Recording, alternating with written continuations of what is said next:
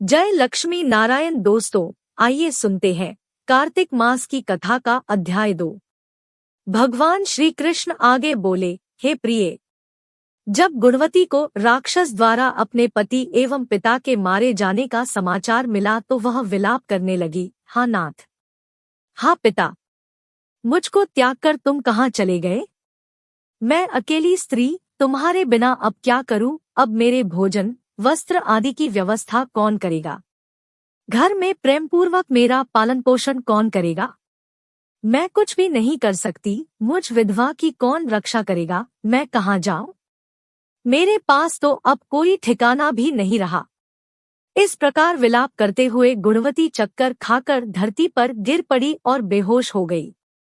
बहुत देर बाद जब उसे होश आया तो वह पहले की ही भांति करुण विलाप करते हुए शोक सागर में डूब गई। कुछ समय के पश्चात जब वह संभली तो उसे ध्यान आया कि पिता और पति की मृत्यु के बाद मुझे उनकी क्रिया करनी चाहिए, जिससे उनकी गति हो सके। इसलिए उसने अपने घर का सारा सामान बेच दिया और उससे प्राप्त धन से उसने अपने पिता एवं पति का श्राद्ध आदि कर्म किया। तत्पश्चात वह उसी नगर में रहते हुए 8 पहर भगवान विष्णु की भक्ति करने लगी। उसने मृत्यु पर्यंत तक नियम पूर्वक सभी एकादशियों का व्रत और कार्तिक महीने में उपवास एवं व्रत किए। हे प्रिय, एकादशी और कार्तिक व्रत मुझे बहुत ही प्रिय है। इनसे मुक्ति, भुक्ति, पुत्र तथा संपत्ति प्राप्त होती है। कार्तिक मास में जब तुला राशि पर सूर्य आता है तब ब्रह्म मुहूर्त में उठकर स्नान करने व व्रत व उपवास करने वाले मनुष्य मुझे बहुत प्रिय हैं, क्योंकि यदि उन्होंने पाप भी किए हों तो भी स्नान व व्रत के प्रभाव से उन्हें मोक्ष प्राप्त हो जाता है। कार्तिक में स्नान, जागरण, दीपदान तथा तुलसी के पौधे की रक्षा करने वाले मनुष्य साक्षात भगवान विष्णु के समान है। कार्तिक मास में मंदिर में झाड़ू लगाने वाले, स्वस्तिक बनाने वाले तथा भगवान विष्णु की पूजा करने वाले मनुष्य जन्म मरण के चक्कर से छुटकारा पा जाते हैं। यह सुनकर गुणवती भी प्रतिवर्ष श्रद्धापूर्वक कार्तिक का व्रत और भगवान विष्णु की पूजा करने लगी। हे प्रिय, एक बार उसे ज्वर हो गया और वह बहुत कमजोर भी हो गई। फिर भी वह किसी प्रकार गंगा स्नान के लिए चली गई। गंगा तक तो वह पहुंच गई, परंतु शीत के कारण वह बुरी तरह से कांप रही थी। इस कारण वह शिथिल हो गई। तब मेरे भगवान विष्णु दूत उसे मेरे धाम में ले आए।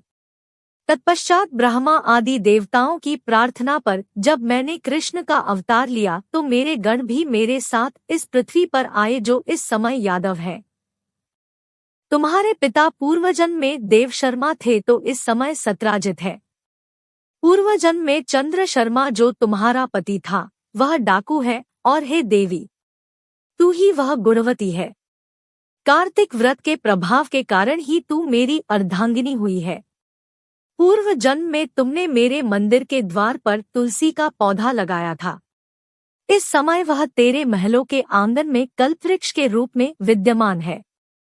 उस जन्म में जो तुमने दीपदान किया था उसी कारण तुम्हारी देह इतनी सुंदर है और तुम्हारे घर में साक्षात लक्ष्मी का वास है। चूंकि तुमने पूर्वजन्म में अपने सभी व्रतों का फल पतिस्वरूप विष्णु को अर्पित किया था, उसी के प्रभाव से इस जन्म में तुम मेरी प्रिय पत्नी हुई हो।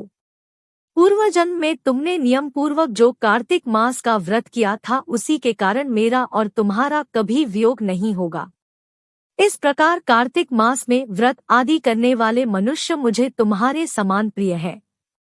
दूसरे जप तप, यज्ञ, दान आदि करने से प्राप्त फल कार्तिक मास में किए गए व्रत के फल से बहुत थोड़ा होता है, अर्थात कार्तिक मास के व्रतों का 16वां भाग भी नहीं होता है। इस प्रकार सत्यभामा भगवान श्री कृष्ण के मुख से अपने पूर्वजन्म के पुण्य का प्रभाव सुनकर बहुत प्रसन्न हुई। अगर आप भी मेरी तरह लक्ष्मी नारायण के सच्चे भक्त हैं तो चैनल को सब्सक्राइब करके कमेंट बॉक्स में जय लक्ष्मी नारायण जरूर लिखें तथा वीडियो को लाइक और शेयर भी करें।